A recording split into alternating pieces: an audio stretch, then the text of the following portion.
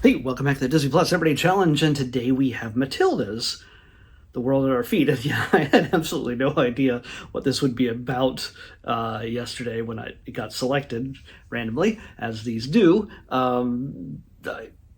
What did it have to do with? Was it a documentary on Matilda, like the musical? What's it? I had no idea. I am not a sports guy, so this is a docu-series in 2023. Matilda's The World at Our Feet. It's one season. It's about how many? 6 episodes? 8 episodes? Yeah, 6 episodes.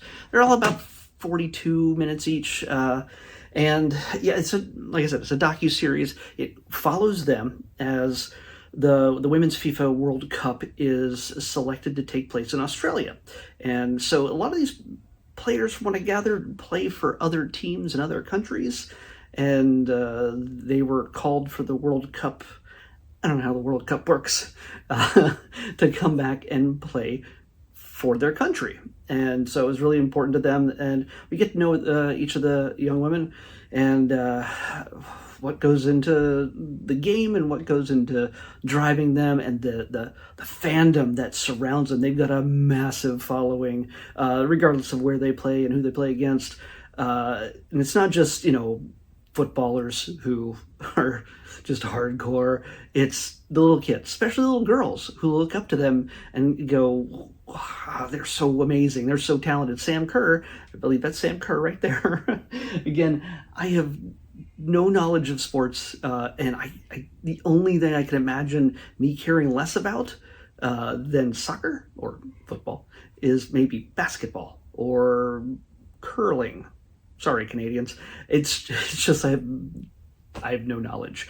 I do recognize the name Sam Kerr, and I know the mania surrounding her and her her talented feet and her talented team in this, and we get to see them in this very start in the very first moments get that call, in a sense, when they announce that the World Cup will be taking place in Australia for the FIFA Women's Football League team, whatever.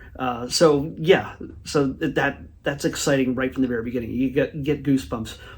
At least I do, when people are enthusiastic, when they're passionate about something, and they get good news. I just feel good for them. That is, I have no knowledge or care for what it's all about, but I feel great for them, and that's kind of great to be caught up in that. I don't know if that's the way everybody feels about stuff they don't understand, but that's the way it works for me. So yeah, it's a fun thing. So yeah, then we go through them just getting a coach and getting everything assigned and moving around to where they need to be, training, and then going up against the United States, which is, I guess, the former world champions. And yeah, if you follow this stuff, you know how it went. They got their clocks cleaned. It was 0-3 in the end. Then they go up against South Korea. They lose again. That's all I can say. I only watched the one episode, but it's not an easy road. And I don't know how this is going to end. Do they become champions at the end? I have no idea. Is it going to be an underdog tale, or are they just, while they are definitely not underdogs when it comes to talent, are they going to come back in the finish from just their lousy performance, or at least just not as good as the other team performance at the very beginning? They got 5 more episodes to find out. So this is your thing, and it's not mine, but that's okay. Not everything has to be for me, and that's awesome. People who are passionate about women's soccer, women's football, that's awesome. You got it here on Disney Plus, and I wouldn't watch those who are sensitive about language. This is no, I guess it's a Disney Plus original. It's not direct and it's not loud, but there's some strong language when the girls are a bit unhappy. Let's just say that. Oh, and speaking of me calling them girls and not women, there's an awful lot of sexism that they're still fighting against in 2023. Yeah.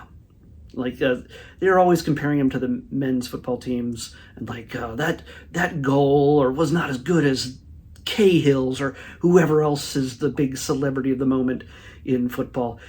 Seriously, it's just like, well, like that girl's performance was nowhere near as our hero, our manly hero, and his kicking the ball into the net.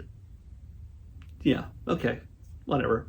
That's like the national media, like just making it thing. It's not like some crappy person on an online message board. This is actually like printed media, so, or like digital online news.